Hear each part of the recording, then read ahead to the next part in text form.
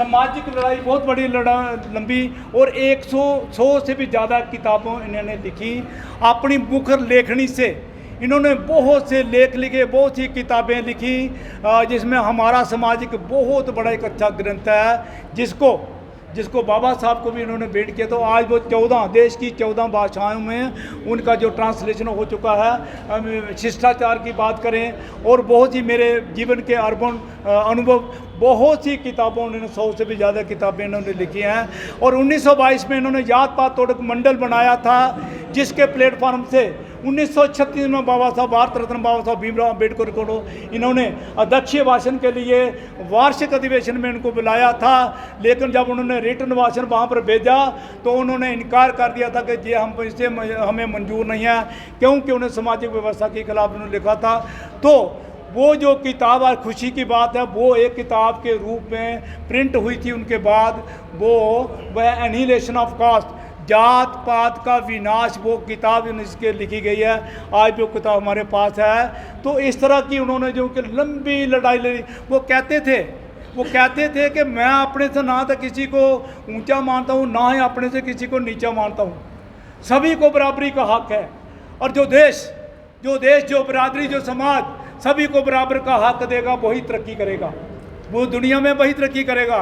मैं छोटा सा उदाहरण दूंगा, अमेरिका का उदाहरण दूंगा। वहाँ पर निगरो थे, उनको गाड़ी के पीछे घसीटा जाता था, 2-2 पैसे में बेचा जाता, खरीदा जाता था।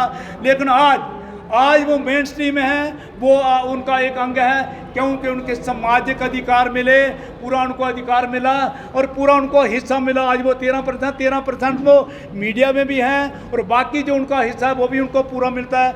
आज आपको पता है अमेरिका एक संपन्न कंट्री है। हम जापान की बात करें, वह बुद्धिस्ट कंट्री है, वहाँ पे आपको जो इस किस्म का भेदभाव है वो नहीं मिलेगा। तो हम इस महान योद्धा को छत नमन करते हैं, और उनके साथ रजनीवाला जी, जिनकी भी आज शहादत दिवस है, हम उनको भी छत नमन करते हैं। लेकिन उसके साथ मैं अफसोस भी प्रकट करूंगा, जिस लड़ाई के लिए उन्होंने 8 महीने कड़कती धूप में बैठे थे, कड़कती ठंड में बैठे थे, लेकिन वो उनको नहीं मिल पाया, आज भी नहीं मिल पाया, क्योंकि उनकी ना ट्रांसफ़र पॉलिसी बनी, ना प्रमोशन पॉलिसी बनी, और ना ही उनके अकोमोडेशन के लिए कोई बंदोबस्त किया गया। हमें खुशी है कि अगर कश्मीरी माइग्रेंट को इन्होंने अकोमोडेशन दी है, खुशी की बात है, लेकिन इनके लिए क्यों खुशी नहीं बनाई गई अकोमोडेशन, ये बड़ी दुख की बात है।